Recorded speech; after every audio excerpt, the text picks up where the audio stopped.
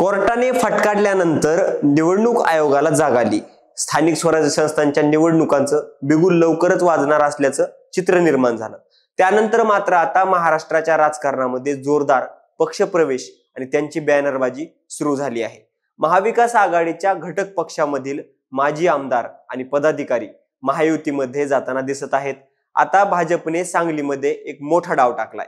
महाराष्ट्राचे माजी मुख्यमंत्री वसंतदादा पाटील यांची नातसून असलेल्या आणि माजी मंत्री स्वर्गीय मदन पाटील यांची पत्नी असलेल्या जयश्री पाटील यांचा भाजपमध्ये प्रवेश घडून आणलाय। त्यांचा हा प्रवेश काँग्रेससाठी मोठा धक्का मानला जातोय।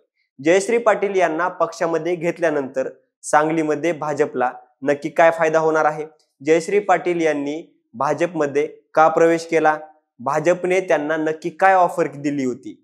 एकंदरीत या पक्ष प्रवेशाची आतली बाजू आपण या व्हिडिओच्या माध्यमातून समजून घेणार आहोत। नमस्कार, मी निखिल आणि तुम्ही पाहताय महाराष्ट्र कट्टा।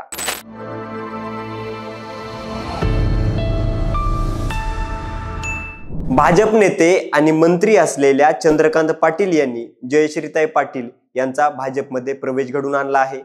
हा प्रवेश औपचारिक प्रवेश असल्याचं बोललं जात आहे। मुख्यमंत्री देवेंद्र फडणवीस यांच्या उपस्थितीमध्ये जयश्री पाटील या हजारो कार्यकर्त्यांसोबत भाजपमध्ये पक्षप्रवेश करणार आहेत। लोकसभा निवडणुकीमध्ये सांगलीची निवडणूक राज्यभरामध्ये चर्चेचा विषय होती।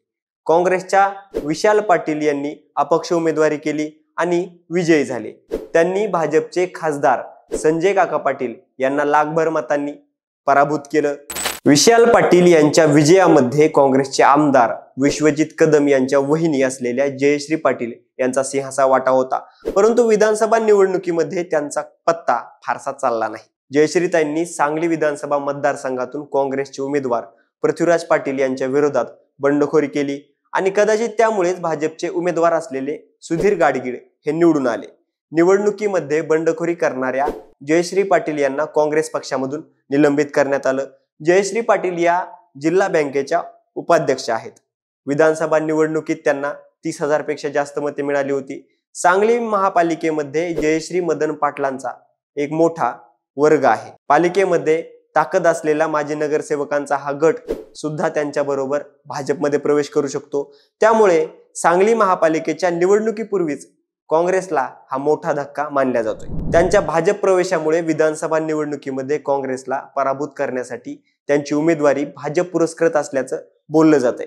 जयश्री पाटील यांनी आपल्या पक्षात यावे यासाठी भाजपप्रमाणेच अजित पवारांची राष्ट्रवादी सुद्धा आग्रही होती, पण भाजपने डाव साधला आणि महायुतीमध्ये आपणच मोठा भाऊ आहोत हे दाखवून दिलं।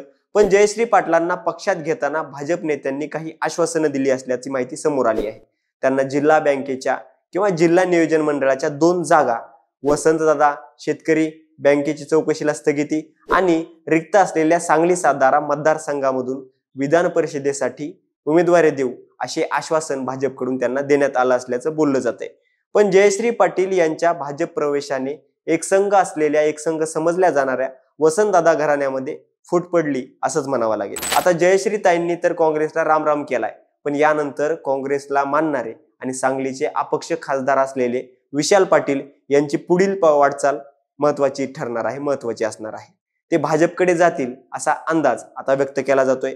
याउलट दुसरीकडे काँग्रेसचे आमदार डॉक्टर विश्वजित पाटील यांची राजकीय कोंडी होताना पाहायला मिळत आहे। वसंतदादा घराण्यातील एक गट भाजपबरोबर गेला असल्याने सांगलीमध्ये भाजपची ताकद चांगलीच वाढली आहे।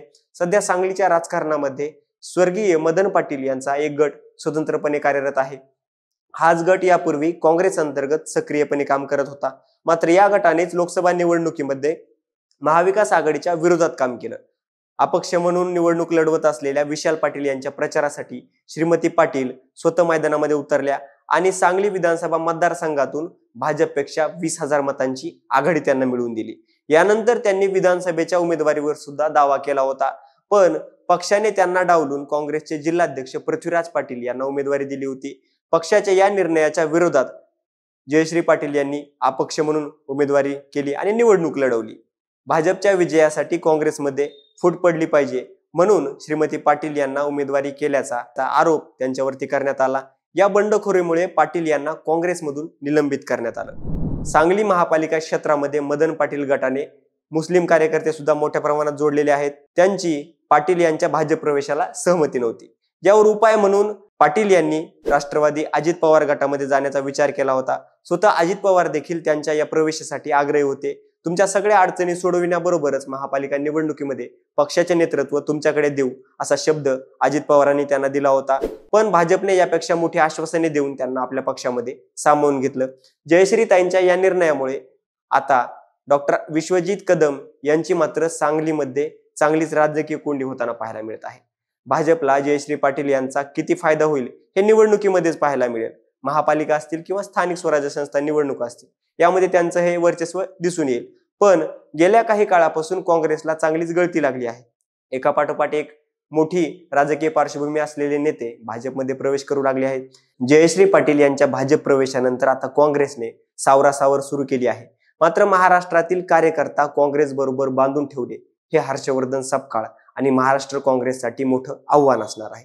असो, तुम्हाला या ताईंच्या प्रवेशाबद्दल, या निर्णयाबद्दल काय वाटतं कमेंट करून नक्कीच कळवा. आणि अशाच माहितीपूर्ण व्हिडिओसाठी महाराष्ट्र कट्टाच्या YouTube चॅनलला सबस्क्राईब करायला विसरू नका. धन्यवाद.